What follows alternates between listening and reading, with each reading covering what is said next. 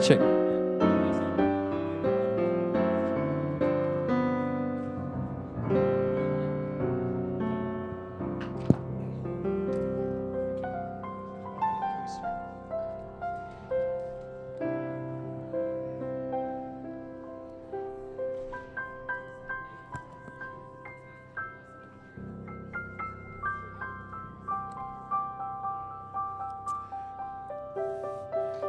Good evening, everyone. You may be seated. Welcome, welcome, welcome. Welcome to our Friday evening session. We started last night, and wow, what a start as we are together exploring the topic of how to raise our kids in safety in a world of technology. So growing up tech smart is our theme, and we are so happy that you're with us. We welcome those who are in person, and we welcome those that are viewing online. Welcome. We're so glad you're here. This series is by Chuck Hagele, who is the CEO of Project Patch, and he comes with experience. For those who are not familiar with Project Patch, it is a ministry, an institution where they welcome teens to be with them during the course of 6 to 12 months, where they are given specialized care and instruction and being able to bring them back into a healthy state of mind, a healthy way to cope with addictions and with things that trouble them in their young life. And it's an incredible ministry. And Chuck Hagele comes to us with much experience, and we're so privileged, really, to be able to have him with us. You know, as we continue on with the series, today's Friday evening. Tomorrow, it's going to be a great day. It's going to be a full day. I don't know if we're going to be able to get it up on the screen, but tomorrow we're going to start our day at 9:30. At 9:30, early on, and this will be a special session for our young people, for our youth and early teens. So it's going to be a specialized class just for their age at 9:30. Then at 10:45 will be our regular worship service with a subject entitled God's Transforming Plan. And then we're going to have a luncheon. So plan to stay for the day. Come prepared to just make it a full day, a day of blessing. In the afternoon, we're going to have two sessions at 2 o'clock and at 3:30. And these topics will be relevant and practical. And we have a booth. I'm sure you would have noticed it. It's there at the entrance. It has material and resources, a lot of which you can take home. It's yours for the taking. Take the material that's there. We also have a set of programs that come in a USB flash drive. It has 12 parts, 12 sessions, all in one USB flash drive, including study guides in PDF form. And these are available for sale. And so you may talk to Chuck on Sunday, and he'll be able to accommodate you. Now, let me explain what that Sunday looks like. It's really up to you. And what I mean by that is that Chuck has made himself available to be able to meet with you individually, either as a parent, as a single mom or single dad, one person. He can meet with you as parents. He can even meet with teens or the entire family unit. Now, let me tell you, these are opportunities that don't come very often. Chuck comes with experience. He comes with years of experience. And so I would strongly encourage you to take advantage of this opportunity. And the way we're setting it up is very simple. You can actually go directly to him and ask for a period of 50 minutes to be able to spend with him. And he'll take his Sunday schedule and he'll plug you in where there's a slot available. And for those who would like this series, you can approach him to have an appointment on Sunday so that then you can be able to arrange the purchase of this set and take it home with you. So again, this is something we want to emphasize. And the coaching sessions will take place on Sunday from 10 to 3 with 50-minute slots. And you can arrange for that.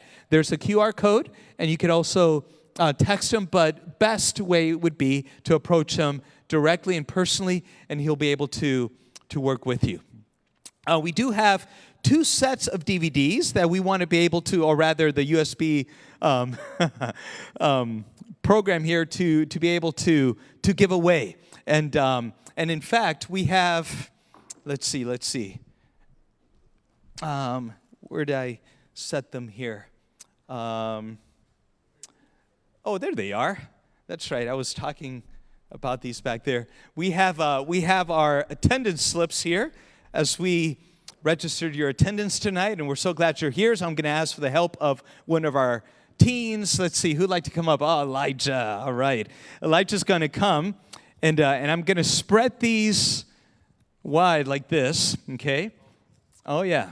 You don't know names. You can't see names, Elijah. And so you just go in there and just pick one of these slips. All right, which one are you going to pick? All right, random selection there. And the name is? Freddie Becerra. All right, let's give Freddie a warm affirmation for his. So this right here is for you. And I'll just take this opportunity to emphasize that this is not just for parents. This is for adults that have influence.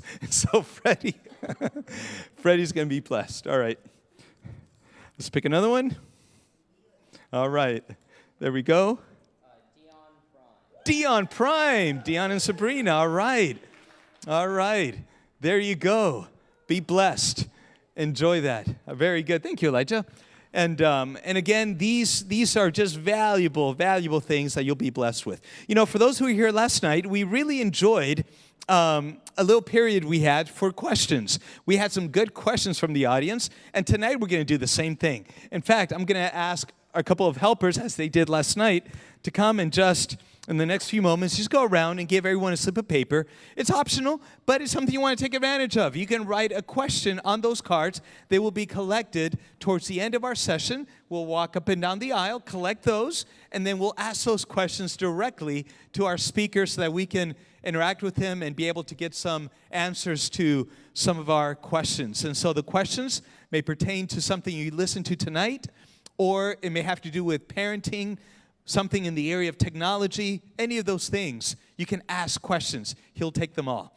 All right, so let's go ahead and get started this evening by having a word of prayer, and then we want to go right into our topic for tonight, which will be one that I know will be a blessing for you. So would you bow your heads with me as we get started this evening? Father in heaven, Lord, we are so thankful that we have resources, opportunities like this, where we can come and just receive such rich information. Lord, tonight we come with open hearts. We're parents, we're grandparents, we are adults with influence on young people. Lord, all of us have influence, with no exception. And we want to be able to learn what are the dangers, what are the blessings, what are the things that technology brings to our society that we need to be aware of so that we can be the very best influencers and mentors that you would call us to be. And so, Lord, bless us. Bless Chuck as he speaks. May his words be powerful as we listen with attentive hearts. And we thank you, Lord, in Jesus' name. Amen. Welcome. We're so glad you're with us. All right.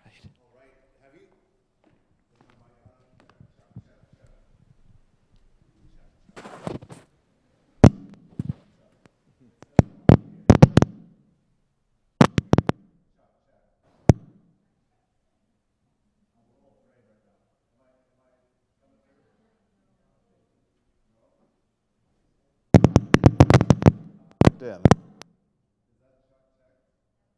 Do you want me to use a handheld? Oh, Chuck, check. Oh, this is exciting. You're at a tech talk and I'm struggling with tech. This is great. We're gonna have a good time. Have you ever been on a roller coaster? You know, on the roller coaster where it's just starting to go, you just left the thing, they strapped it down, and you go to the first hill and it's click, click, click. And you know that there's going to be a ride coming up. That is exactly what we're doing this evening. We're going on a challenging ride, a little bit of scary ride because this is stuff we're talking about that we don't typically talk in a church about. And it's kind of a scary topic, and a lot of times we talk about these things and cause fear. I want to tell you that when we end this ride, I hope that you're not afraid. I hope that you're encouraged. But in the meantime, you're going to see some scary things as we go into it. I want to just kind of start off with this idea. This is a verse that, to me, you'll hear it over and over again. John 10:10, the thief comes to what? Steal, kill, destroy. Steal, kill, destroy. It's interesting because for me, when I look at, and last night we talked about hopelessness, we talked about teens that lose hope. I ask teens, I've done it across the states, I've done it in a couple other countries, I ask them, how many of you believe that at some point in your early 20 years, maybe 30s, you're going to meet someone, your heart is going to beat differently, okay? Your heart's going to do something a little bit different, your mind's going to race, you're going to end up pursuing this person in a love interest, you're going to, it's going to be weird. I'll just say that. You're going to chase after this person. They're going to change your life in a dramatic way. You're going to get married with them, and you're going to be together until death do you part. And I ask teens, how many of you believe that experience is going to be in your future? And I have them raise their hands. What sort of response do you think I get? I'm glad the front row is participating. They're doing this really quickly and just kind of watching each other, which good for you. What sort of response do you think I get in schools, Adventist kids, Christian kids that say, yes, that's my future? I get a mixed response. Some kids are like, yeah, I think that's in my future. And then I have some kids that, of course, they just stare at me because I'm being me, and so they're, can you just stop? And then some kids just kind of look really, really uncomfortable. Really uncomfortable. Some kids tell me, who am I to think that I can get married and be death to us part, committed, in covenant, because these people that I love and trust, they can't do it. People in my church that I admired, couples, grandparents, uncles and aunts, their marriages didn't last, so who am I to believe that I could do that? And so they just kind of think, I'd like that, but maybe not. I had a girl a while back with tears flowing down her eyes that is like, what's going on? She says, I don't think I could ever find someone that would love me if they knew me. 14, 15 years old, not even dating yet, and when you ask them about marriage and the beauty of marriage, they're not so sure. What has Satan stolen? Hope? Dreams? If you don't believe that covenant's in your future, how do you date?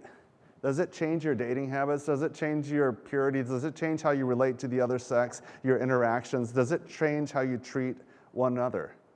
For sure. For sure. And so when we say, steal, kill, destroy, so many times we've gotten used to those words, but when I say steal, I mean that there's kids that have their hopes of connection and covenant, that one that God puts in their life for beauty. Imagine Adam, that Eve for Adam, that Adam for Eve, that they believe that's not in their future. That's been stolen. When you look at how much is going on, the idea of how do I see myself? Do I see myself as belonging? Do I see myself as wholeness? All of these things have been stolen. Am I a person that people can get to know and love? If people really knew me, would they love me? And if a 14-year-old says no, what do they start doing? Building fences. Sometimes the fences look like smiles, sometimes it looks like popularity, but behind that is someone that's terrified. Terrified of being known, terrified of being found out. And so when we're talking about this stuff, for me, this is not just some little game that we're playing around, steal, kill, and destroy. This is life and death. This is day in, day out of teens' lives, as well as many of you, where you feel like your life's been robbed, stolen. But in the midst of this, I love this idea that I have come that you might have what? Life, and have it how? More abundantly. How many of us long for that?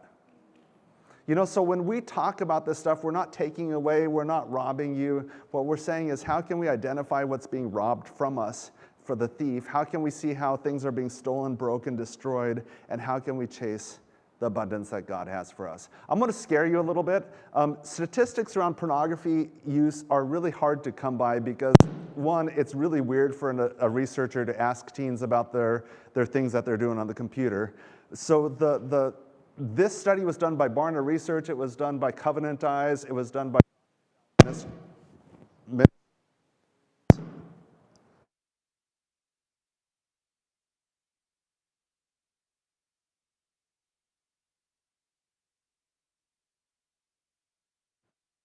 Alrighty. It was done by quite a few ministries, and they broke it down with boys and girls, young adults.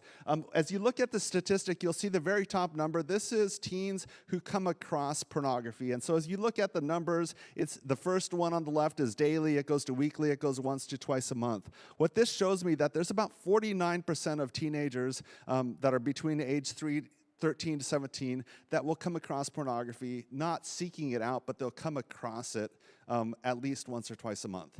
And by pornography, we'll define that a little bit later, but it's coming to them. There's things that you wouldn't expect to be pornographic, but as they do it, there's images, there's things being shared, there's stories, there's stuff that's out there. When you look at the next number, you're looking at about 37% of kids that would be seeking it out of 13 to 17-year-olds at least once or twice a month. And this is across the board, kids. I'll break it down even to a little different statistics. When you look at young adults, what do you notice about the statistics for the young adults? Their numbers skyrocket, don't they? The use of pornography as well as just coming across it goes up exponentially. That's part of what I'm worried about. So when we spent our time last night talking about Life Ready Kids, and if you didn't get to see that, I think the church has it on recorded, right? And so that's something that you can go back in the church archives and see. My worry is what happens when our kids leave our homes? You know, what's it like? Maybe right now we can throttle down their internet use and their computer use and their video game use, but what happens when they're not in our homes anymore? And the statistics show that when our kids aren't in our homes, a lot of times they're going crazy. They're seeking stuff that's damaging to themselves and their relationships. So that worries me. So for me, we're raising kids that when they leave our care, they're still making choices that will really be abundant and helpful for them. This statistic is looking at the difference between kids that profess to be practicing Christians versus those that are non-practicing. And this age group is 13 to 24-year-olds, so it mixes a lot more kids. The boys are completely on the left there. So boys that are non-practicing Christians, about 72% would say that they're somewhat of a regular user of porn. 72%. Huge number. You look at Christians that profess to be, kids that profess to be Christian boys, ages 13 through 24, and that drops to 41%. And so you see a significant drop, but 41% is still a big number, real big number. For women, it's a little different. For females, non-practicing Christians, about 36%. And then when it goes to the Christian practicing, it drops down to 13%. 13%. There is an interesting thing about this statistic is that, at least in the practice that I've done, a lot of times boys using pornography, people say, yeah, that makes sense. And when they see that girls are using pornography, they're like, oh, what's wrong with her? They're shocked by it. And one of the craziest things I hear over and over is that girls don't use pornography because girls aren't visually oriented. Has anyone heard that before? Girls aren't visually oriented. What? I mean, seriously. If you look at girls, the most popular thing for girls, especially for an app on the computer, is Instagram. Is Instagram visually oriented? Yeah, for sure. When you look at hobbies that girls are doing you can't find evidence that they are not visually oriented. And so to me, that excuse kind of disappears. As we teach kids around pornography, we find that girls use it for a different purpose than the boys. A lot of times girls are using it because they want to feel grown up, they want to be adequate sexually, they want to be knowledgeable, and so they're using it as information gathering, where the boys are using it more for sexual reasons. But either way, there's tons of kids that are trapped in this, that are trapped in these. So when we look at these statistics, what I'm saying is that it's not to say that these kids are horrible, because my guess is that for generations there's been kids that have been turning toward these things. But nowadays it's real easy for kids to get trapped into pornography. Now let's move on to something a little easier, gaming disorder. Video games, we're going to talk about that in detail, a little bit more about pornography, but gaming disorder is one of those things that's hard for people to understand, because most adults say, just stop it. Stop the game. Why do you keep playing that game? Just put it down. Gaming disorder really helps understand why it's so hard. As you look at this long description, but it says it's characterized by impaired control over gaming. What that really means is that you can't stop when you want to stop. Increased priority given to gaming over other activities, to the extent that gaming takes precedence over interest and daily activities. That means that when you should be doing the daily routine, things that are responsibilities, gaming takes over. And then the last thing, that this is from the World Health Organization, it says that that gaming the continuation and escalation of gaming despite occurrence of negative consequences. That means that even though you're feeling negative things from it, it either escalates or it continues. We try to make video game addiction a little easier to understand. What we say is that almost every addiction is something, one, that you'd like to have less of or stop in your life, and you can't seem to do it. You'd like to do that less, and you can't seem to control it. The second thing is that it's what I'd call life interfering. It's getting in the way of your responsibilities. It's getting in the way of your health. It's getting in the way of sleep patterns. Different things that are important to you. It's interfering with that life. And then it's relationship interfering. It's getting in the way of the key relationships in your life. It's diminishing those. It's making you so you're less connected to those people. So life interfering, relationship interfering, and you're having a hard time stopping. That's kind of the definition. What I will say is that the definition of it's continuing to grow, but we kind of know when we're stuck, don't we? That's kind of how we look at things. For gaming risks, what we're saying is about when people get the definition of it, when you look at the clinical side of it, about 9% are what you call pathologically or clinically addicted.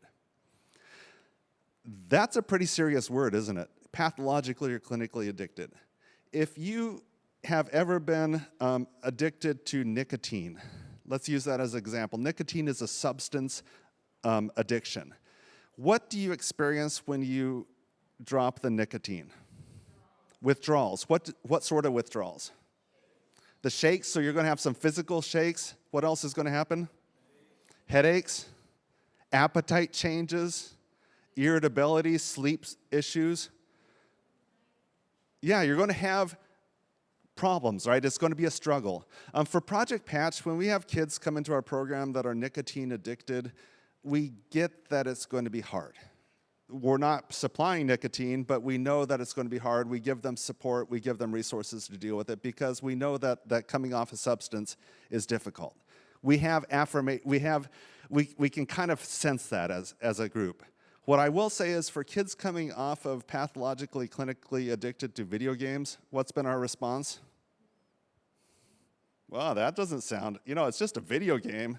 What these kids experience is maybe not to the extent of a nicotine addiction, but they're going to feel cravings. They're going to feel anxiety. They're going to feel fidgety not having that game. They're going to have racing thoughts. They're going to have sleep issues. They're going to have appetite issues because of a video game not being in their life. The best way to find out if you have these sort of video game cravings are? Go camping where there's no video game stuff. And I will say that parents are the best meaning parents. Parents are like, we want more family time. We really want to get along. And so we've been playing too many of these stupid games. Let's go into the woods. And they get into the woods, and what do they discover? The kids are going through withdrawal. And what else do they discover? Dad and mom are also going through withdrawal from whatever app or game they're playing. And before you know it, the family is angry, having appetite problems, having sleep issues, which are magnified by camping. And they're like, why is this not working for us? It feels hard. And the reality is that we don't understand just what happens between the brain and our physical bodies when we get addicted to things that are what we call process addictions. Process addictions. There's no chemical, although the body is manufacturing chemicals with it, but with the process addiction, you still have very real things that happen when you stop using it. That doesn't mean we don't quit. It just means that let's build some empathy for people that they quit, realizing that they might need some support through it. So 9% pathologically, clinically addicted. When kids have the definition of this, they say about 23% of youth identify themselves as addicted. And this is what I think is kind of funny. About 44% say their friends are addicted. Who do you think is right? Yeah, it's kind of an interesting thing, right? Is there sometimes our friends see stuff in us that we might not see in ourselves. This is where it gets interesting, and I use pluggedin.com just as an example. There's a lot of other sites. When I look at video game addiction, did you hear me describe the moral or immoral value of those video games? Does a game have to be immoral to be addicting? No.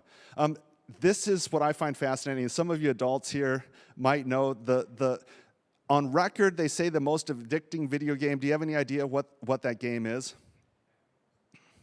The most addicting? Tetris. Ding, ding, ding, ding, ding, ding, ding.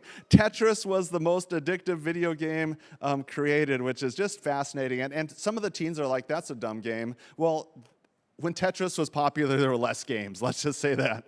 Less things to choose from. But Tetris was a pretty simple game to understand. From the first time you played it, you could kind of understand you're stacking blocks. And then people would play it, and then they'd play it, and then they'd play it, and then they'd start playing it in their sleep. Any people have that issue where you'd quit playing Tetris and in your dreams you'd be moving blocks? You can be honest with me.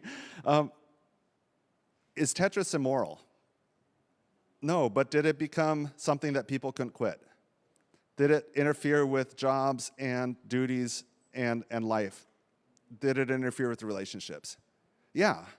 And that's important for us to realize because sometimes we get into the video game addiction and we just focus on the most horrible video games out there. And that is a cheap shot because for me, I'm most worried about what is addictive. And it could be purely fine, but it could become addictive. Do you guys know that the second or third most addictive video games are? Solitaire. Remember that? Why do we have solitaire? For some of you kids, this is like an old-timey lesson. Us old guy people love to talk about old-timey lessons. There was this thing called a mouse that was invented after the computer, and people didn't like to use the mouse because they liked to use the command to prompt, like MS-DOS was so exciting. And then they invented a mouse, and people didn't want to use it, and so they put a game on their computer called Solitaire, and then people would start playing it. Or the other one was Minesweeper. Not Minecraft, Minesweeper. Yeah, where you have to hide the... That was all because people didn't know how to use the mouse. But can you imagine the people that, like, what did you do to my employees? Because people went from productive to write down. And that's adults. That's adults. Video games don't have to be immoral to get us hooked to it. And I will say for parents out here, a lot of times you have struggles with your kids, but just be mindful that adults play plenty of games that take away from what they should be doing. And I'm not putting shame on you, I just want us to have that awareness of what the game's doing to us. Here's some trends that I find really interesting. This is coming out of some studies that were done out of San Diego, Gene Twenge from San Diego University, someplace down there. They take an annual test. They started way before Dr. Twenge was working, but this is longitudinal, looking at teen results for all sorts of different factors, and this is looking at rates of depression. And I know the screen is really small, but what trend do you see leading for quite a bit of time, from 91 toward the late 2000, 2010, 2009? What trend do you see? There's some volatility, but overall the trend is going down. What do you suddenly see happen? You see a spike, and that spike in this version is going to 2015, but that spike continues to go up. That's teen depression rates. And what they're looking at is what caused that spike in 2011. The best they can see is that was the year that phone saturation, smartphone saturation passed 50% for teens. 50% of teens. And so that's the time in which tech became something that more people had than less, and the depression continued to spike. This is an interesting suicidal risk. This is looking at, as you look on the left side, percentage with at least one suicidal risk factor, and then across the bottom is hours of tech used. I really think this is a fascinating thing. What do you see for kids that are using no tech? Their suicide rate. And then take it 1 hour. What do you notice with that?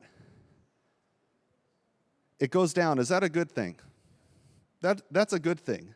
For teens, even for us adults, there's that fear of missing out, FOMO, that I'm worried about what's going on. And so if I know what my friends are doing, if I generally know what's going on in the world, I feel a little bit more relaxed. I feel a little bit more connected. I feel a little less anxious when I know what's going on. Okay? But do you notice what starts happening after an hour? It goes up, and it continues to go up until, like at 5+ hours, what do you see? Way higher than when they started. What's the average amount of, and when you look at tech use, this isn't using your Chromebook to do math. This is more of the social, the gaming, that side of tech. The entertainment tech is what we're looking at here. What hours do you think that most teens use tech in a typical day? you're looking at the average of 6, 7 hours. 6, 7 hours. And so part of what I look at for this is that there's certain kids that are feeling high struggles that do need a little bit of use. But learning when that use needs to end is one of the hardest things about owning technology. How do I use it for the benefit, but then how do I get off it realizing that it's going to start hurting me, that it's going to start hurting my mindset, it's going to increase some of the risks that I have. And that's a brutal thing to understand because for most of us adults, I'll say that when we're not feeling good about something, what do? Procrastinate. And if you're procrastinating, what do you use?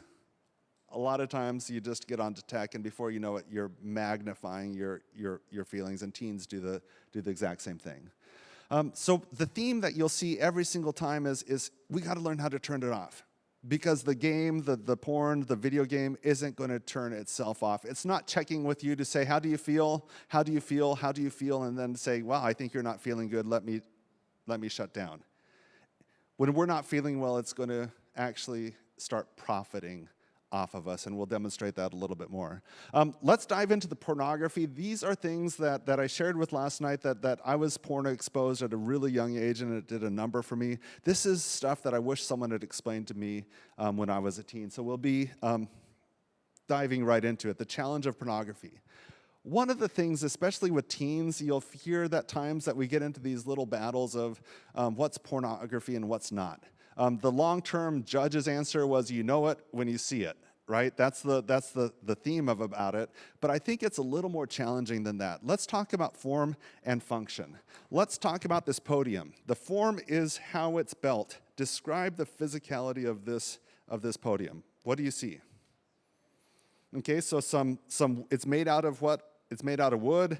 It's about, what is that, 4 feet? 4 feet-ish. It's sturdy. You can tell the color of it. You can describe it.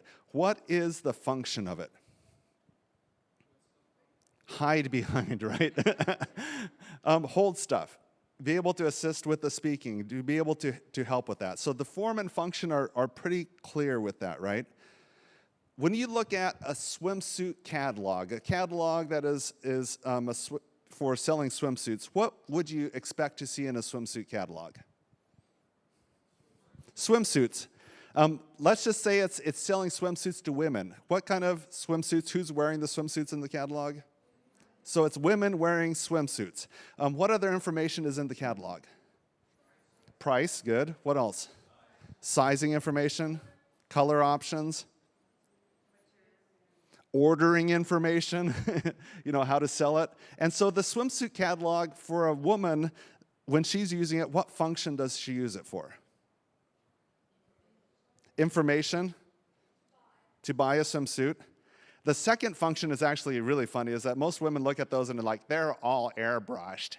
Those aren't real women, so they use it to kind of just be catty with marketing companies, or they use it to buy swimsuits. Really pretty clear functions, right? The intent of the person that made that catalog, what was the function they intended it to be? Profitable, right? Profitable for selling swimsuits.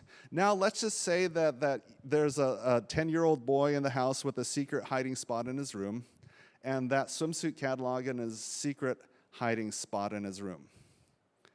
Has the form of the magazine changed? It's still the exact same magazine. Has the function changed? The function now is being used for something arousing. Who changed that? The viewer changed it, right? The viewer, they brought something to it. And so part of the challenge that we have is that we so many times go off to say, okay, yeah, there's smut out there, there's horrible things. People are creating things with form and function to be pornographic, and it's a problem. So let's get rid of all that stuff. But what are we doing as human beings when we see each other, when we see content, when we interact with each other? What do we bring to the table? We bring sexualization, objectifying. We do that ourselves.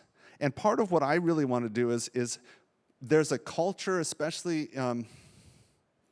there's a culture that develops, especially in church communities, in which women are often blamed for male lust. is I would not have lust problems if the girls wore higher neck stuff and if the dresses were longer and if they did this and that. And you start making the list longer and longer because what do we discover as men? We still have lust, right? And so we make the list longer and longer, but what doesn't happen is that we don't take the knowledge that my brain keeps taking things that aren't sexual and making them sexual. I keep changing the function of things. And so there's an accountability that I think is important for us to have, is that instead of spending, yes, we do need to clear up a lot of the smut, people that are making horrible things, but what role do I play? What responsibility do I take? How do I make people more human rather than objects? The other thing that's helpful for this is that it creates some really interesting dialogue. For Project Patch, as I meet with the boys and girls in doing some of these trainings, I talk about the statue of David. Anyone ever been to Florence and seen the statue of David? Michelangelo's David. It's an amazing thing to see. There's a room that you walk into, and I have to say, when I walked into the room, I was just awed by it. It's a big statue, and David is wearing no clothes, nothing, just naked. Okay, so what is the form of it? Marble is the material. Representation of David, or what he thinks David would be, in naked form. What function did Michelangelo make it for? Art, right? And art is made to do what? Expand our horizons. Art has a purpose like that. So when I saw it, I was just blown away. I responded to it like a piece of art. You can see the veins in it. It's a work of craftsmanship. Could someone else interact with that same statue and have a different experience with it? Yeah, for sure. For sure. Should we get rid of that statue? It's been debated even when it started, is that they should put a leaf in front of it. And maybe they should, I don't know. But here's the thing that I just take personal responsibility for as someone that struggled with this area is that I need to constantly pray for God. God, can you change me? Can you change me first?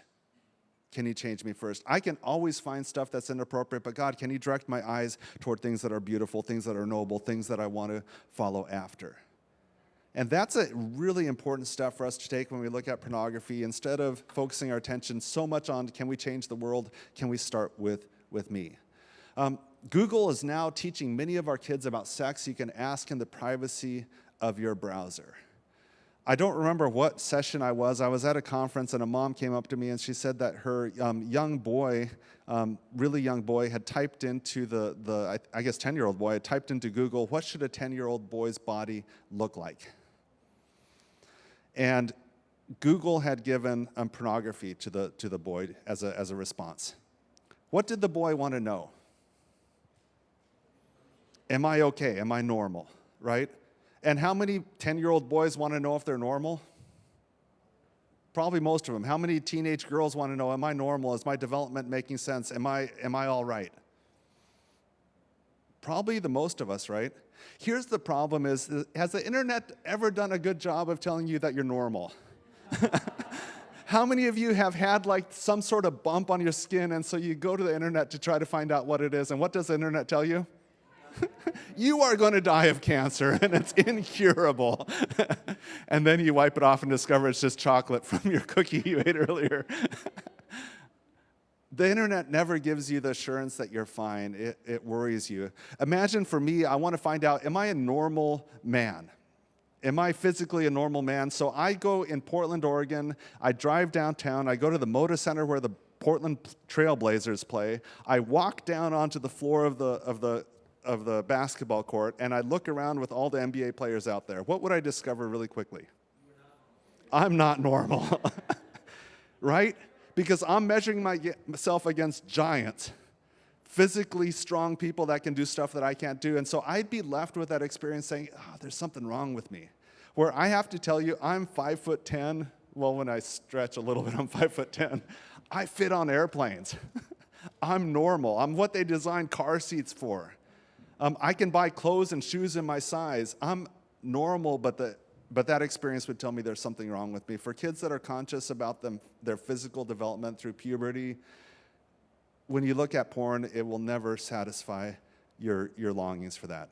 But these are awkward. I mean, to go to a friend and say, am I normal? That's an awkward question. For parents to say, am I normal? That's an awkward question. And so I can tell why kids would do that. But what we have to really train our kids is that idea that the internet doesn't help you with that question. It will not satisfy that. Porn increases sexual appetite and it decreases sexual satisfaction. These are Christian groups, these are secular groups. As they study pornography, it increases the need for it, but every time it feels like it's not working. It's not working. And for kids that have been trapped in pornography, their use increases, but their satisfaction decreases. There's an interesting study that I used from GQ magazine. If you're not familiar with GQ, it's not Gospel Quarterly. It's Gentleman's Quarterly. It's a fashion magazine for men. It's similar to like Vogue and some of those fashion magazines for women. It's a men's magazine about what to wear and lifestyle type things. It's not a Christian magazine. And the reason I share this is because a lot of times people think, well, it's just Christians that don't think porn is good for you. GQ magazine, and I won't go into all the details, but they explore this idea that porn has this thing called the Coolidge effect. So what turned you on the first time doesn't turn you on the next time. So as you're browsing on a browser and looking at pornography, you'll start gravitating toward more and more hardcore pornography. When I was a teen, my parents found magazines that I had in a secret place in my room, and it was one of the most humiliating, embarrassing things I'd gone through. But my parents could kind of understand that, oh yeah, that kind of makes sense. Boys are interested in that sort of stuff, and so it wasn't as embarrassing as it could be. Nowadays, when people are finding internet stashes or blocked hard drives and they're finding information that people are hiding on their computers, they're not finding Playboy magazine, they're finding hardcore porn. They're finding images that are hard to explain.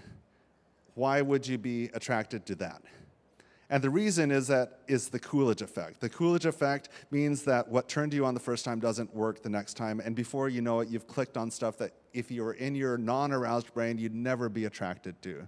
But when your brain gets aroused, it does stuff that you have a hard time explaining. Think about it, aroused brain, anger. How many of you have said something, done something when you're angry that you're like, why did I do that? Most of us have, right?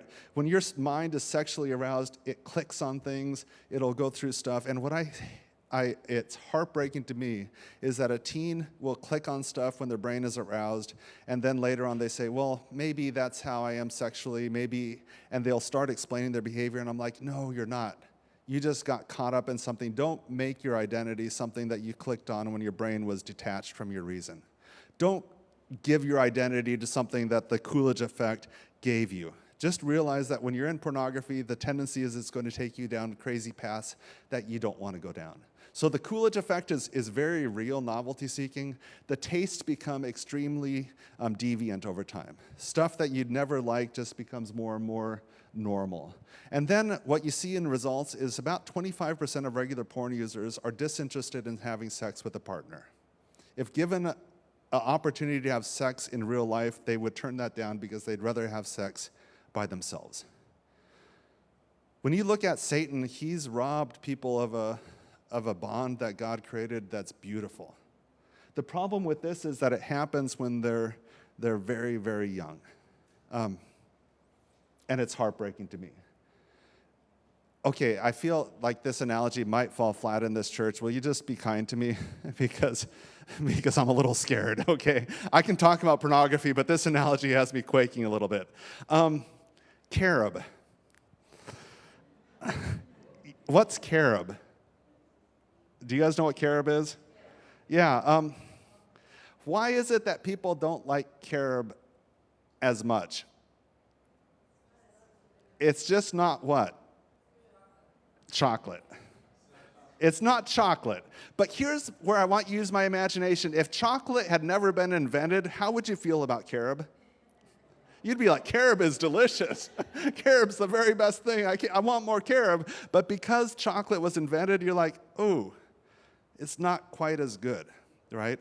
Here's where the problem is, especially with pornography and young people, is that they can experience what I call carob sexuality. They can experience the hookups, the pornography, they can experience that, but what they can't experience is covenant sexuality. They can't experience the beauty of what God does because that takes even time. It takes commitment. It takes covenant of God. It takes trust. It takes amazing communication and vulnerability on the part of the married couple. It takes time, and it's beautiful that way. But can they experience that at 14 sitting in front of a computer? No. And the problem is that they can experience this, and this seems like the very best thing in the world. And what we say is that if you experience this and get used to carob level pleasure, you're going to have a really difficult time reaching that because you're going to be disinterested in covenant. You're going to be disinterested in trust. You're going to be disinterested in vulnerability. You're going to be disinterested in communicating your needs. That's going to be really hard. But right here, you've got that. And so there's generations that are being raised that don't find a path to what God wanted. And then they're kind of angry about God. It's like, God, why'd you create this? It's not that great. And what we're saying is that it's beautiful. God created something magical, wonderful. Let's shoot for what God wants. So GQ magazine says, hey, you'd be best not using porn. That's what they tell people. And I echo that. We're best not using, whether you're Christian, non-Christian, human beings are best not using porn because it draws us away, it harms us. And there's a lot of physical things that they explain also. Another thing for me that's really important is that porn separates us from people. It makes us consumers of people. We start seeing people as objects rather than as human beings, as children of God. The common thing that the internet tries to tell us is that, yeah, porn doesn't hurt anyone. You're not going to get any sexually transmitted diseases. Everyone's participating with full consent. They're getting rich off it. There's no problem. There's huge amounts of problem. This book, to me, The Closing the Porn Window, written by a British gentleman, is fascinating to me because it's looking at some of the trends that's kept off the screen. How many of you enjoy photography? When you take a picture on the beach, are there things you try to keep out of the picture? Telephone poles, other people. You know, you want to frame in what you want to show your friends, but you hide the other stuff, right? That's how we take pictures. When people create pornographic content, they hide things off the frame that they don't want you to see. They try to show you what you're excited about, but they hide things off the frame. One of the things that they hide is that there's frequent drug use to dull the physical and emotional pain. Drug use within that community. For Project Patch, we work with teens that are sexually active, and there's I say little girls, there's teen girls in our program that have experienced intense physical pain because they've tried to reenact pornographic sex. They think that it should be pleasurable, and what we tell those kids is that it's not, but the drugs make it look like it's okay. And there's little girls that when it's painful for them and the boy's like, why are you not having fun? And they blame the little girl. Instead, they should blame the porn makers because it hurts everyone. It's just certain people are better at hiding it. Hiding it with drugs to numb the physical and emotional pain. High probability of having sexual abuse as children. Abusive or distant father as they look at the relationship with dad. Both males and females in the sex industry are reporting not having that contact. And then this one is that idea of coercion. They'll show up, they'll agree to do one thing pornographic, but they'll show up and instead of one person being there, there's 6 people there, and they can't say no. They can't say no. Would you know that watching the video? No, because they hide that. They hide that. But in the meantime, there's someone that's scared to death, someone that's been violated, and they hide it for profit. They hide it for their benefit. And then just that human sex traffickers being trafficked, people that have been manipulated, people that have their vulnerabilities exposed, that this becomes their only path for survival or finding meaning. Those people are re-violated for making pornography. Sex trafficking is a horrible thing, and it's one of those things that is, it's real. I'll just say that it's real, and it's a horrible thing that's happening. And so when I read this, how many of you feel sick to your stomach right now? I feel it. How many of you feel angry? Yeah. Last night we were talking about a real important thing is that as you grow from a teen, you go from externally motivated to what? Internally motivated. For me, when I read this, it's like I want to do something about it. I've joined a group years ago called the Defenders. The Defenders is a group that decided that what if we banded together to defend people rather than exploit people? What if we took advantage of being helpers of the vulnerable rather than people that take advantage and use the vulnerable? What would that be like? You know, there's a quote, and I'm not a huge fan of Jonah Mix, but this to me is one of the most amazing quotes. He says, "I'm not interested in a world where men really want to watch porn but resist because they've been shamed. I'm interested in a world where men are raised from birth with such an unshakable understanding of women as living and human beings that they're incapable of being aroused by their exploitation." What kind of motivation is that? That's internal motivation. That means that even if all the filters were off, even if stuff was around, I don't want to be a part of a system that exploits people. That changes things, folks. That changes. And who gives us that vision of people being human, created in whose image? God's image, longing to see the children of God around us. I mean, to me, that's one of the most powerful deterrents for pornography. You know, the other thing is that there's a huge temptation for self-sufficiency around pornography. I can take care of my own needs. I need to take care of my own needs. You know, as I was reflecting on the story of Jesus, the temptations of Jesus, even though his temptations are specific to Jesus in a really powerful way, one of his first temptations was, Jesus, you're hungry, what should you do? Take that rock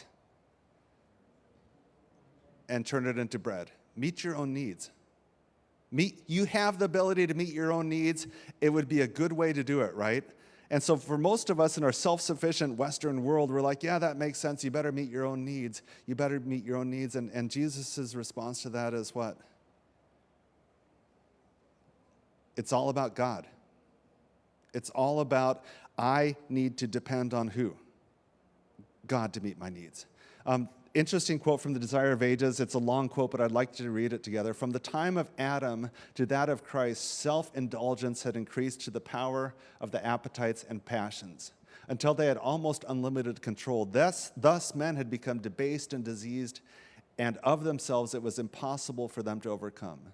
In man's behalf, Christ conquered by enduring the severest test. For our sake, he exercised self-control stronger than human hunger or death. And it is in this first victory that were involved other issues that enter into all our conflicts with the powers of darkness. When I read through that, it really tells me an amazing thing is that when you think of God being all-powerful, Jesus being all-powerful, what did he know about his needs? It's about God.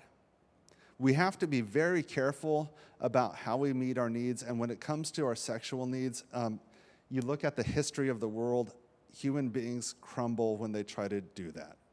God's provided an avenue for meeting sexual needs that's beautiful. The human way of doing it leads to ruin. Number 3 for me is just that idea that it reduces God's ways to work in our lives and for us to experience him. When I meet my own needs in my own ways, it doesn't lead to the satisfaction that God longs to give. If I'm thirsty, what should I do? I have 2 choices, water or my phone. Which one's going to work? Water. But when I'm saying, God, I got it, I've got my ways of meeting my needs, God, I've got it, what we're doing is shutting avenues of blessing that God wants to give us. Deep ways of connecting by being self-sufficient. In our culture, it's really hard to be dependent. And to me, that's one of the most beautiful things that God wants to teach us. As we depend on him, he can help us. He can meet our needs. Not in the way the world gives, but in ways that satisfy deeply. Challenge 2, let's move to video games. Once again, I'm sure you have a lot of questions. Feel free to write those down. We'll answer those best we can. Video games are a little easier to talk about, so you can all let out a big sigh with me. I appreciate that. Let's not freak out. Once again, just because it's a game and it's on a video doesn't mean it's terrible, but at the same time, there's some things to be really cautious about. For me, I see that as the most engineered environment that's ever been created. And we're really familiar with engineered environments. How many of you have been to the grocery store to get the staples? What are the staples? Milk, bread, just the basics, right? Are the basics ever sold together? Are they sold conveniently at the front of the store? No, it's an engineered environment so that when you go into the store to buy one thing, what do you end up doing? Buying a bunch of other things. I made the mistake of going into Costco saying I don't need a cart. I mean, what kind of person does that? Because that's an engineered environment to get us to spend for our benefit or for the stores. For the store's benefit. Their hope is that we get a bunch of stuff. I'm going to use the analogy of a casino just because I think it's a really engineered environment. When you look at a casino, why does a casino exist? To gamble at, but for what? To get money for who? The house is what they call it. To get money for the house. That's why that building exists, is for the house to win. What do you not see at a casino that you might see in other buildings? Clocks. You don't see clocks. You don't see windows. They'd like you to lose track of time. Not know what time it is would be for their benefit. Why? So that you lose that I'm tired, I'm not making good decisions, I need beddy time, right? No, they want you to lose track of time. When you win at a slot machine, what happens with the machine? Lots of noise, lots of flashing lights, lots of tingling things. It's a loud event. If you lose, what sound does it make? No sound, quiet. This is what's even more fascinating. When people play at a casino, do they play with money? They play with chips or they play with sliding cards. Rewards cards is what they call them because it rewards who? The house. The house makes money off that.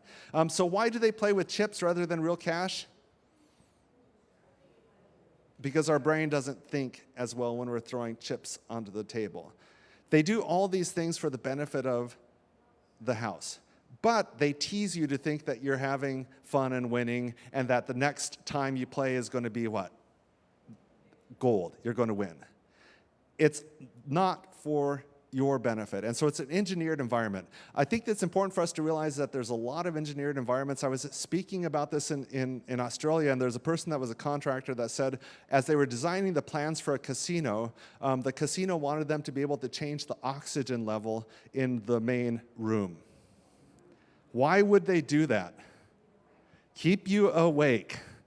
And pastors, if you could do that in your church, can you imagine? Just push a button right here and increase alertness.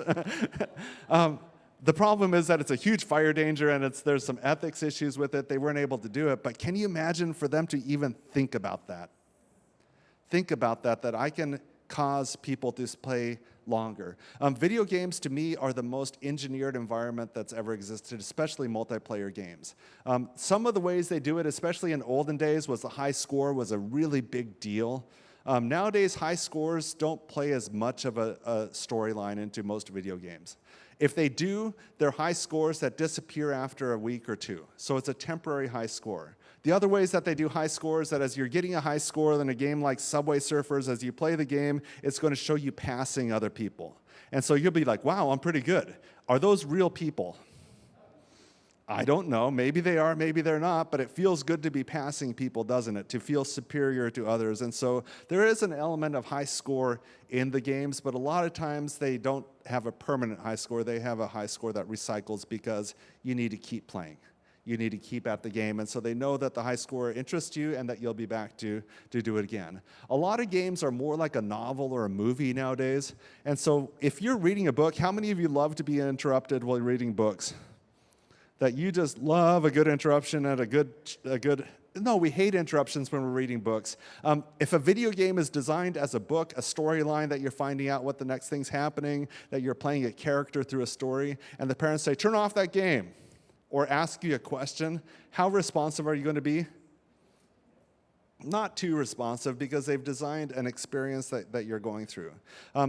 We've gotten into points in books where you just don't want to put the book down because it's interesting. Video games are doing that same principles. They know that if I keep the storyline going, if I keep the cliffhangers going, that people will keep wanting to know what's around the next corner, what the next thing happening. And so before you know it with these games, they can take hours and hours of time because there's not a good off-ramp. There's not a good place to say, okay, you've read enough, go to sleep. It just keeps going. A lot of the games nowadays, role-playing becomes bigger and bigger. Originally, if you looked at games like the Wii, you had a little avatar that looked like you.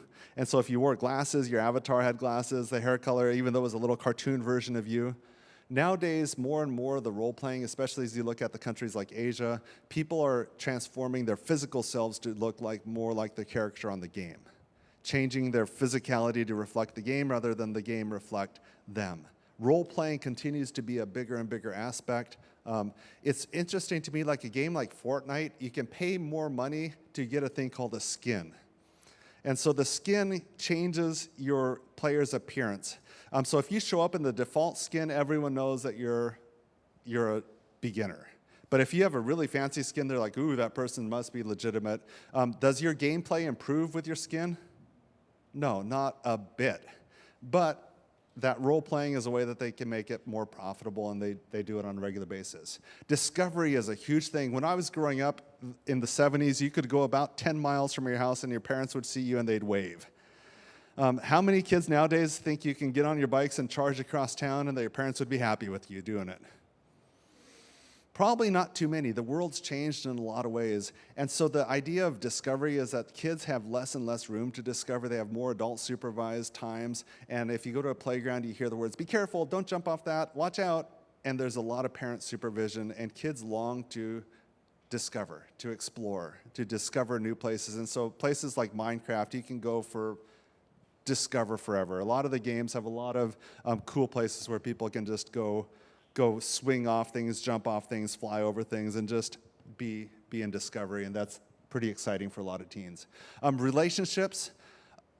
Multiplayer games started with the idea that you're playing on the same console together. You're hitting a ball back and forth on the same activity.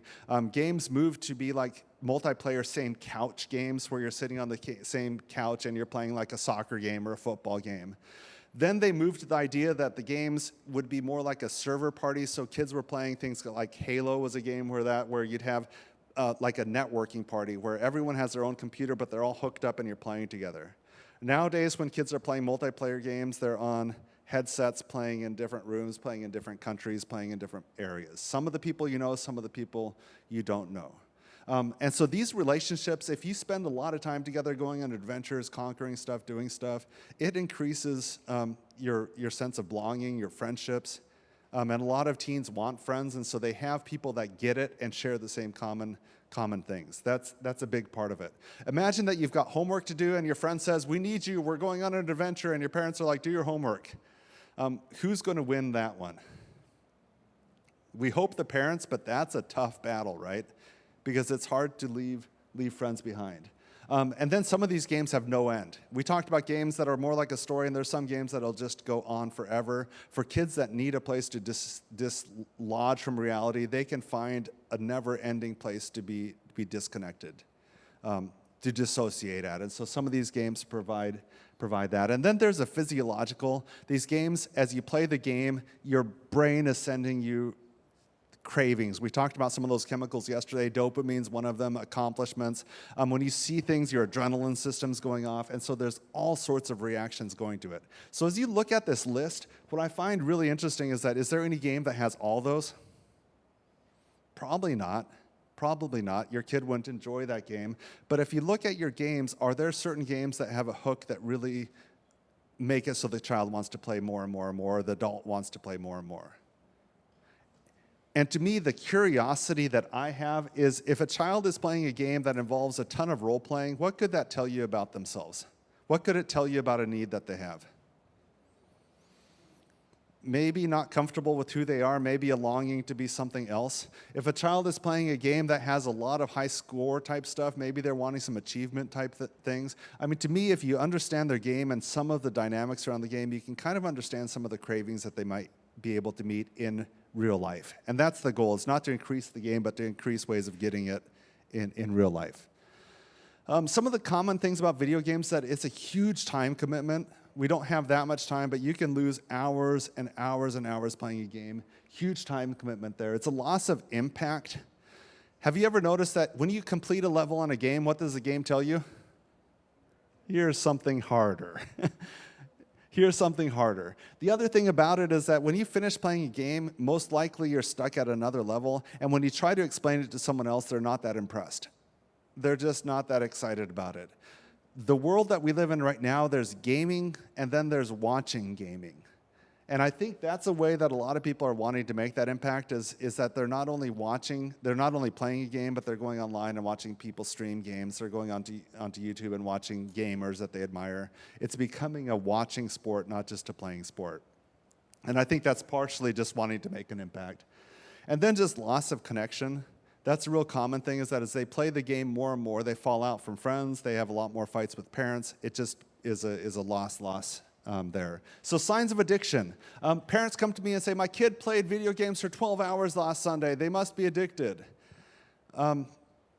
Maybe, but what have you done for 12 hours at some point? Have you read a book that you couldn't put down? Was that addicting? Maybe it was a problem, or maybe it was just something you're really into. To me, the hours aren't as important as the second question: do they lie about how much they play? You know, are they truthful? When you say, how long did you play, and they say 45 minutes and it was 3 hours, that to me is a conflict. We want to know if they're not being authentic about how much they're playing. Do they try to stop and can't? That's that question we asked earlier. Is there a disrupted life pattern, and does it feed into other behavioral issues? So kids that get into the video game cycle, a lot of times their sleep is disrupted. Let's say that you played the video game late into night, and then you barely got to sleep, and next thing you know, the alarm goes off. Your first experience of the day is mom and dad fighting with you. You're on your way to school and you discover that you don't have your homework done, so you're racing to do your homework. If you're like me, when you're sleepy and irritableness goes up, so you have some interactions with your friends that are negative. The teacher's frustrated with you because you're not doing the work that they expect. The day goes pretty rotten, and you get home at 3:30. What do you want to do? Feel better. And so you play the game, and next thing you know, this cycle goes on and on. And it becomes a pattern that's really hard to break. You have a hard time sleeping. You have a hard time eating the right foods. It's a real negative thing. And then the question, can you get up and go do something else fun? If you love snowboarding, if you love mountain biking, if you love doing things with your friends, are you turning down those opportunities because you want to play the game? And that's a real interesting thing. So the temptation of power, when you look at the temptations of Christ, once again, they're a little bit different. But that idea of dominion played into it, didn't it? That you could have dominion over the earth, you could have power. And video games feel powerful. Desire of Ages, page 130. They consent to live for the service of self, and Satan is satisfied. While he allures them with the hope of worldly dominion, he gains dominion over the soul. So as you feel the need to get powerful and do powerful things online, the next thing you know is that you are actually enslaved by it. Let's move on to social media. There's a lot of things we've got. I appreciate your patience. Social media isn't all awful. I'm so thankful we have social media, because as a small ministry, we can reach people that we couldn't otherwise. It's fun to connect with people. It's fun to connect with high school friends. There's some really good parts to it. But is it all good? Once again, we saw this slide earlier. What happens as you use social media more? It starts to be a problem. And so you want to connect with friends. You want to feel good about yourself. You want to know what's going on. And so you start using the app, and then you start feeling worse. And so you keep using the app more. And before you know it, there's a struggle. About 72% of teens say they're being manipulated online. How many of you love to be manipulated? As I make you raise your hands, right? It's a horrible feeling to be manipulated, and most teens hate being manipulated. But for some reason, when it comes to online, we're like, yeah, I guess that's okay because it's online.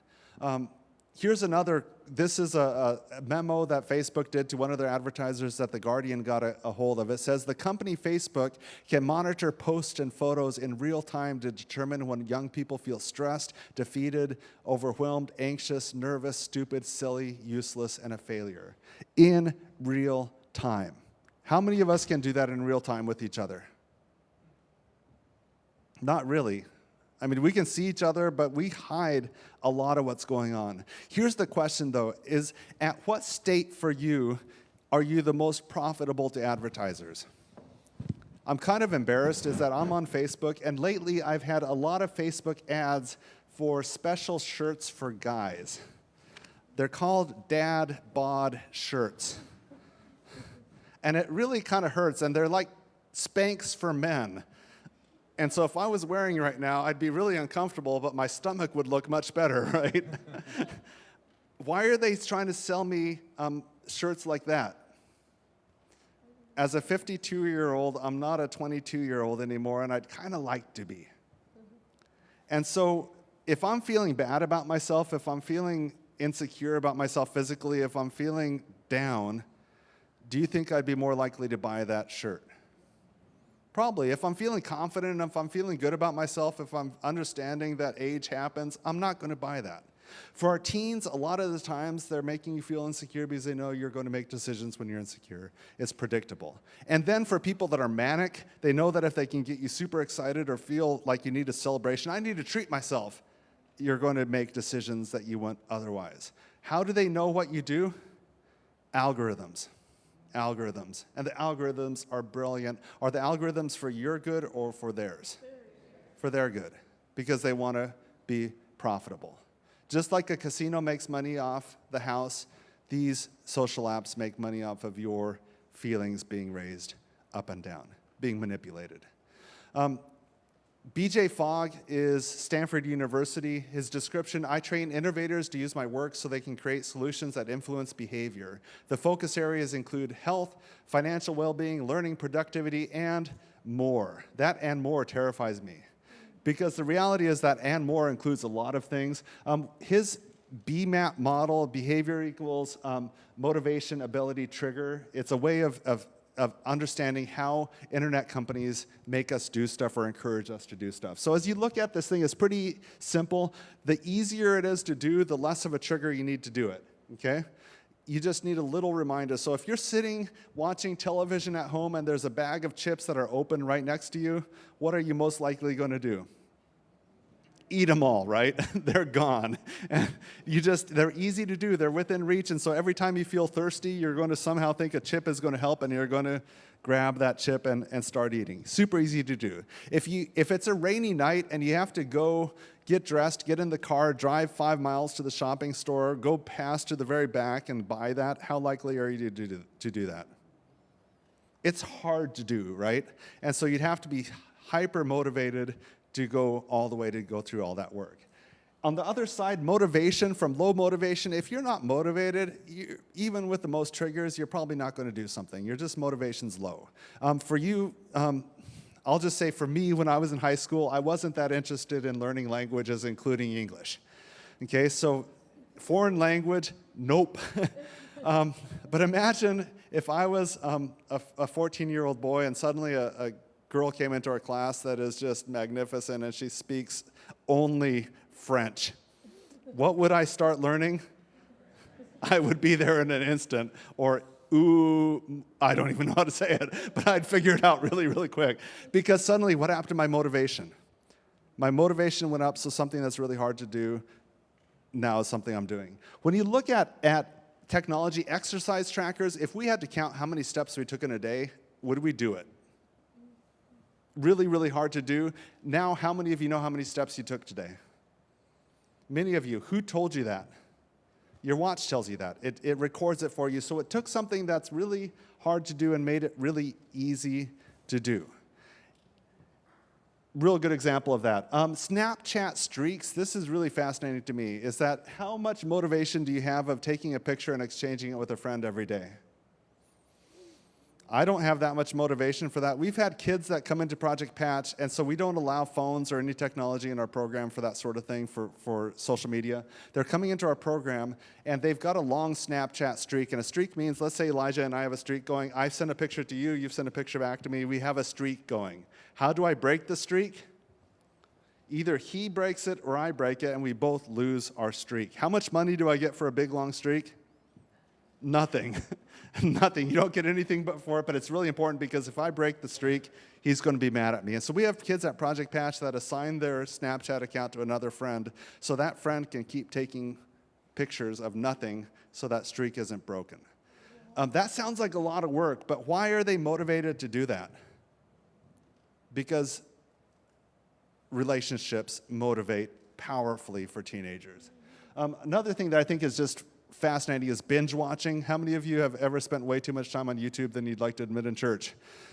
Not watching Elder Finley's stuff. I mean, we're talking just the junk side of YouTube. With YouTube, when you're watching YouTube, do you have to choose the next video that comes on? Once you choose, it starts going for you, right? It starts playing. So it doesn't take any ability, and the motivation for most of it is that they tie you in really quickly.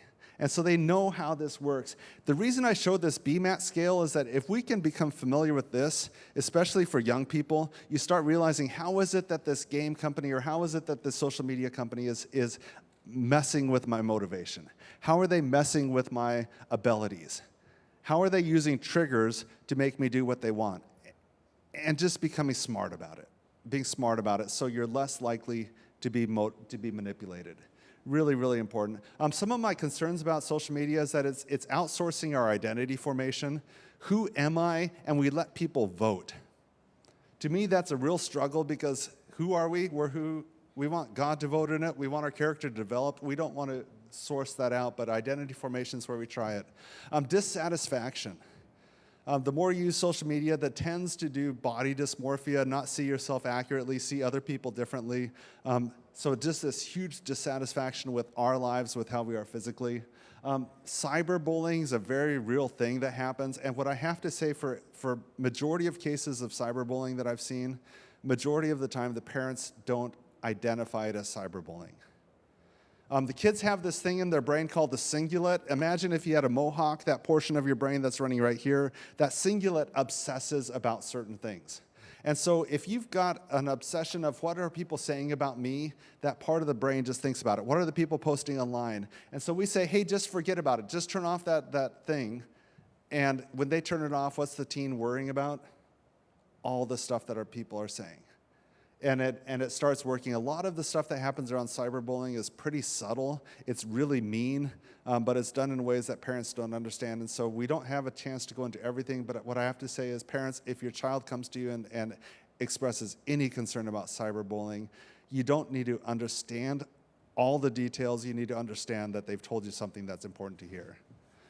Your response to it, there's a lot of resources on how a parent can respond. Like I said, we don't have time for it, but do take it seriously.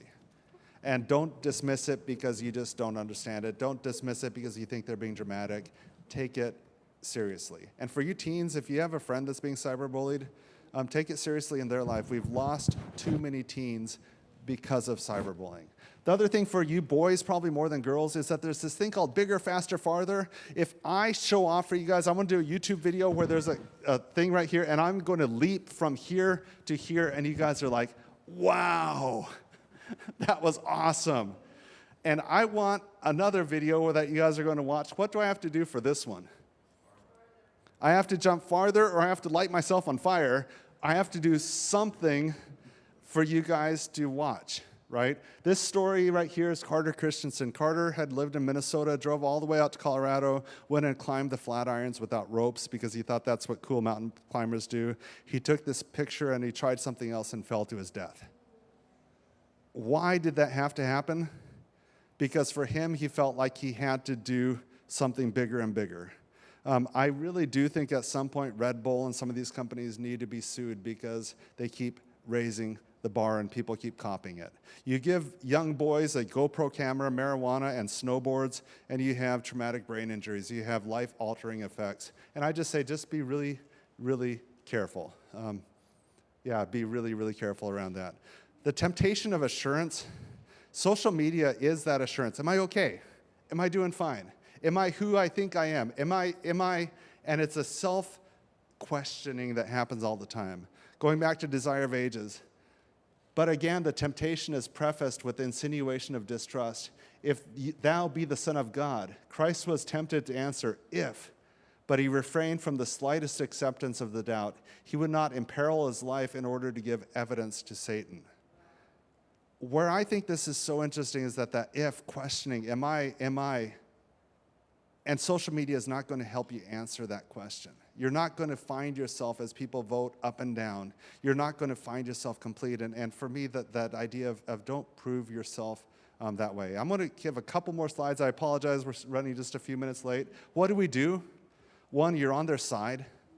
I'm on your side with video games, with these things. I'm not trying to ruin life. I want to help you. I'm on your side on this. We always teach in the context of relationships. Relationships are the most powerful thing for us. Relationships with us, with friends, with God. I want to give you an analogy. I think this is a real fun one. Imagine a little boy growing up in Lincoln, Nebraska, where the Huskers rule, and he wants to be a football star someday. What does he have to learn as he grows up? What skills does he have to learn? I got to learn how to hit hard. What happens when the ball comes to you? You better catch it. You better run with it. You better get up again. How far do I have to run? No, actually not that far. You just run many times a short distance, right? That's what you have to do. You have to have power, you have to have strength, you have to have all this agility. So I am going to be a football star. And so this boy works on all these skills. And finally it comes to the day that he's going to be a football star. And he goes to step onto the field and he discovers that football really is football. Okay? So now he's learned all the skills of being a football star and he's playing football. What does he do when the ball comes chasing toward him? He catches it. Is that good or bad in football? Bad. When he gets hit, he's supposed to fall on the ground and run and feel like he's hurt. You know, he needs to have the acting skills. Does he have the acting skills for soccer? No, he doesn't. He doesn't have the skills to pass the ball. He doesn't have the skills to run for 90 minutes. He doesn't have any of those skills because he's learned what? Football. In this world, the world is teaching us skills to play a game that isn't really the game. When it comes to sexuality, the world is teaching us to play a game that's a selfish sexuality, a game that teaches us tactics that don't work in covenant. And in the meantime, God's got what people from the Latin American countries call the beautiful game, the wonderful game, waiting for us. What skills does that take? It takes skills that this world doesn't offer. Skills of trust, skills of commitment, skills of truth-telling, what I call the fruit of the Spirit.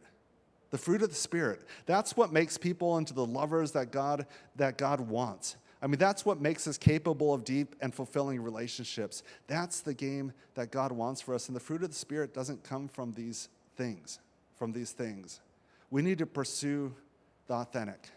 We need to pursue the deep. And so as you look at what am I taking into my life, how do I get these things into my life, to me is that constant prayer. God, I am being challenged with all this content, but I really want what's deep and what's fulfilling. We're going to take questions now, and I hope they're hard. All right. We have a good number of questions. Here's yeah, the good. first one. How can we approach our kids, and this is a key, to open up about their porn exposure so that we can actually help them? How do we get our kids to open up? Yeah, because it would be awkward even for us adults is tell me about, and just approach it that way. I find a lot of times with teens asking their opinion about things that is less about them but more about culture in general really is helpful. So if you have a news article that might be at all about pornography or video game addiction or one of these topics of interest, hey, what do you think about that? Have you seen that to be true? In the friends that you hang out with or the communities, does that ring true or do you see it from a different perspective? To me, that's a respectful way to start the conversation rather than, hey, have you seen porn? The other thing is that let's say the statistic that we showed tonight is, for the boys, 78%, for 41%. It's instead of assuming that our kids are outside of that, assuming that they've probably been exposed to it, and not from a shaming way. They've probably not even seeking it out, but it comes to them. So say, hey, I've got some strategies around when porn comes to me that I'm not searching for it. Would you be interested in hearing that, or can I share that with you? And so kind of assuming that yeah, we don't need to find out whether they've seen it because most likely they have.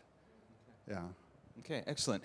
What are some alternatives that we can provide for teens in the context of healthy entertainment? Yeah. We talked about, gaming or video games. Well, what are some healthy alternatives?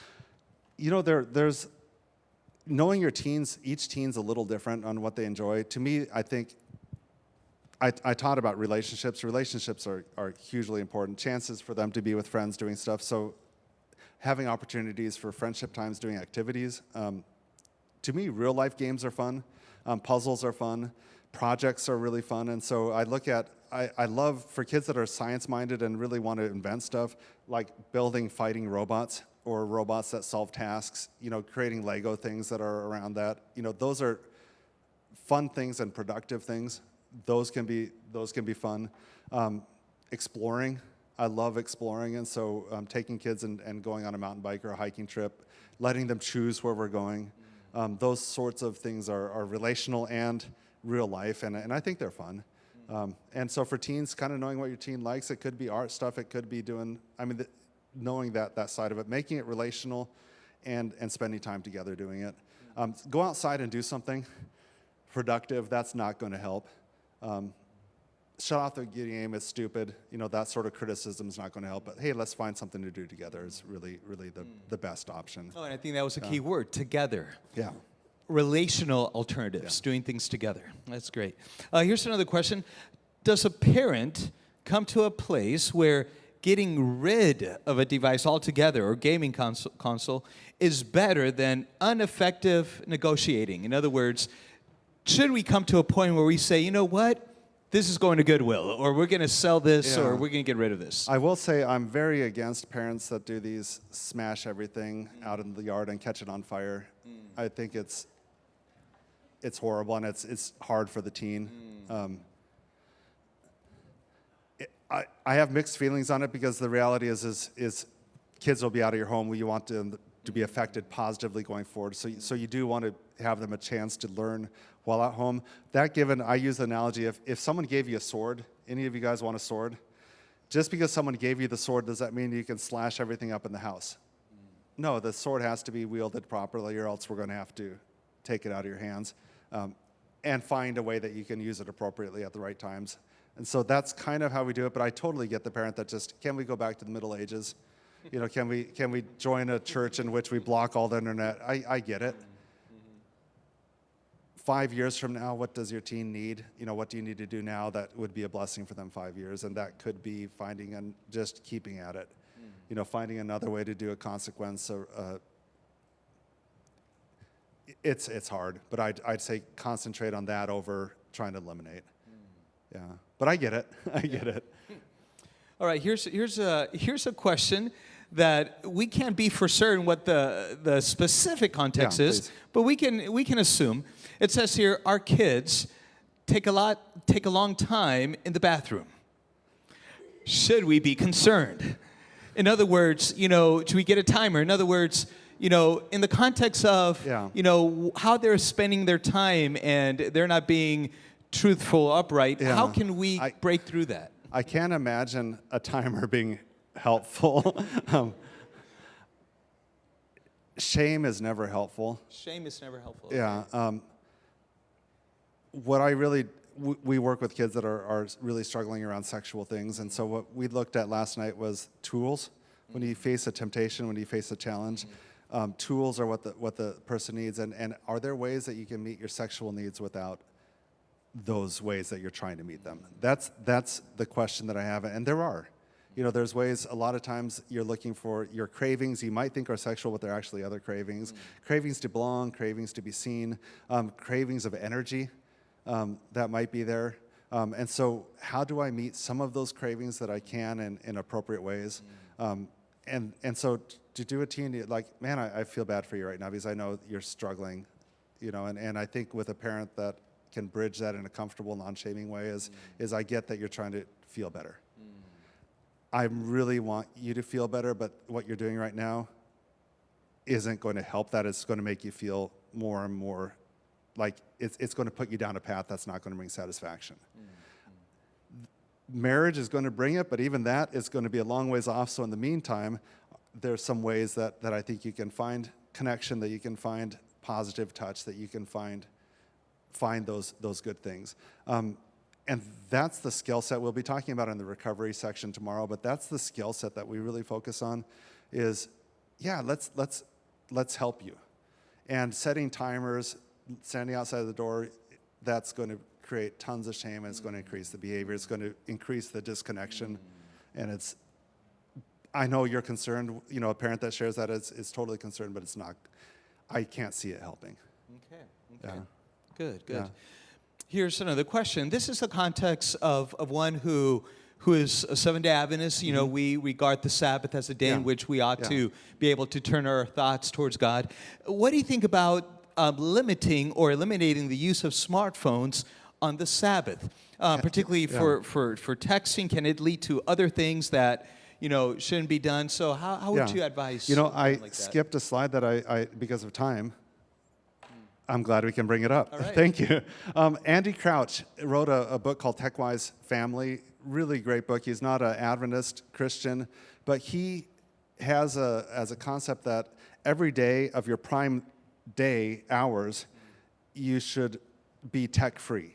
Tech-free, no device. That could be exercising. It could be reading the Bible. It could be doing an activity. An hour of your prime daylight is no tech. A day of the week. What does that sound like? Yeah, right. It sounds like a Sabbath, doesn't it? A day of the week in which you're tech-free. Tech-free. That could be if you have a responsibility that you might allow phone calls to come in, but you might take off Instagram, you might take off Facebook, you might take off so those apps don't work on that day, or best, just not have it. But a day a week. And he's saying that human beings benefit from that pattern. Isn't that fascinating to say that the secular people are saying that we benefit from a pattern of a Sabbath, and that tech is one of the ways. And then he says a week a year. When you guys were down in the Dominican Republic, did you have phones with you? Guatemala. Phones? Some did, yes. Some did. Yes. That's a perfect time to get rid of phones. My daughters went on a rafting trip this last year with the youth ministry down the Salmon River. The thing that they did is when they showed up on the rafting trip, all the phones went into a dry box that could be picked up at the end of the trip, because phones and water don't mix. And guess what? One of the highlights for the kids of that trip was that they had a week without their phones, and they had a great time. They had a great time. So that sort of saying is that you engineer that week in a way that, kids might have withdrawals, parents might have withdrawals, but plan a week that it'd be easier not to have your phone. If you sit there, you're the phone, and I'm sitting there, that's hard to do, right? Easy to do.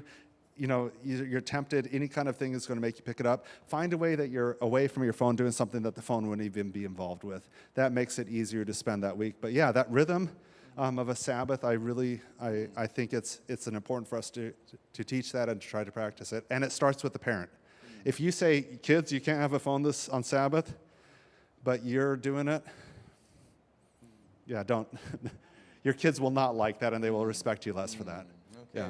Yeah. All right, here's the last question, and it kind of, similar to this one. What's some practical advice for game or tech time for a child under 10 years old? How do you, what kind of time limit do you give a child? This is killing me because my next slide is exactly answering this. I'm not, praise God. When kids sit down to play a video game, I want them to write down on a little card or on a little paper, how long am I going to play? And that usually is set up with a family rule, but I'm going to play for 45 minutes, I'm going to play for 30 minutes. For older teens, you might not have a constraint, so you're going to say, I'm going to play for the next 2 hours. You write that time down, and then you write down a second question, how do I hope to feel when I'm done? Pretty simple. I hope to feel relaxed, I hope to feel energized, this is the feeling I hope to do. When they're done playing the game, they just write down, how long did you play? And so you truthfully write down, okay, I played an hour, I played whatever. You just write that number down. And then the second thing is, how do you feel? How do you feel? And then the question, the curiosity is, would something else have worked better? Would something else have worked better? It's just creating that discipline of how long do I plan on doing it and why am I doing it? For us as adults, do you think we could do this when we're looking at YouTube? I'm going to be looking at YouTube. How long am I going to do it? 15 minutes. Did I actually do it for 15 minutes? How do I hope to feel? I hope to feel relaxed. Did it work? And if it didn't work, why are we wasting our time? Why are we wasting our time on stuff that's not bringing life to us, not helping us with our relationships? And so why don't we be proactive with our time? And so for kids, I hope that answers that question. It doesn't give the exact thing. For our son, he's got some challenges. He does get some video game play after he does certain things. We're really careful on what he's playing, but he gets 30 minutes. There's certain times that we'd give him a little bit more. There's certain times that we'll give him a little less. But that's kind of his limit. With the girls that are a little older, they're not really that into it. But when they choose to play, we're a little more forgiving. But if it starts to become a problem, then we start cutting back the time. But I say for most kids, really an hour of tech entertainment a day would be the high end. For a 10-year-old boy, I think that'd be between TV and video game, I'd say probably 45 minutes, 30 minutes would be plenty. Okay. Yeah, and they'd say 2 hours, please. Okay.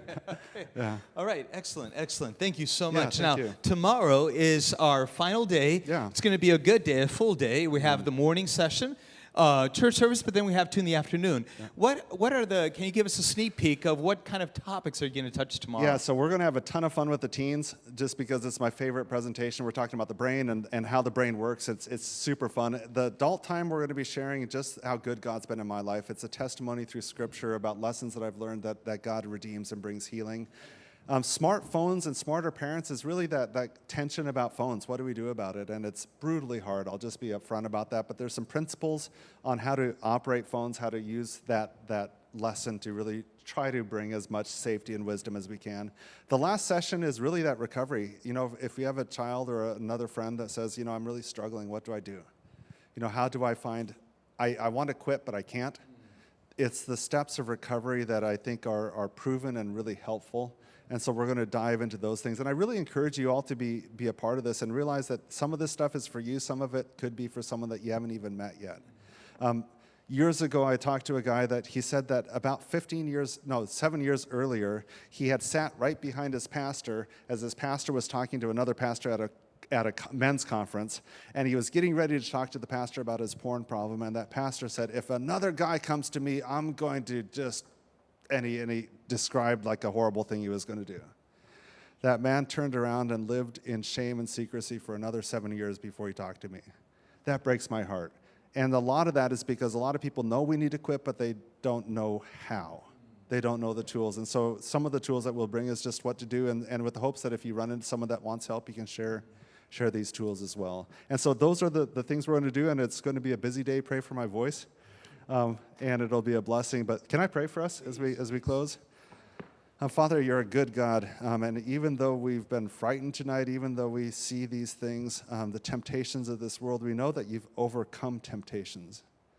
And so we depend on that, Father, that you guide us, that you give us wisdom as we face these temptations to take care of ourselves, temptations to feel power, temptations to feel like we're proving ourselves. Father, that we might be found in you. Father, pray for the teens that are here. Ask that you give them wisdom, that you give them safety, that you give them a maturity that leads them into richness that you have in mind for them. Pray for the parents that are here, that you'll give them wisdom as they guide their teens. And Father, most of all, we just pray for the world around us that are thirsty and hungry for your goodness, that we might be bearers of that they might catch a glimpse of what you have in mind through interactions with us, that we might lead them to you. And to this, Father, just thank you for the Sabbath that started, that it might be a blessing this Sabbath as we spend the time together. In your name, amen. Amen, amen. Thank you. So tomorrow morning, 9:30, special session for teens. So if you're watching online, come in person at 9:30 with your teens. The adults are going to have their regular Sabbath school class and a special session then for the teens, and then 10:45, lunch, 2 o'clock, 3:30. So God bless you very much. Stop by the booth and check out what you have there. You can take some materials with you tonight. Thank you.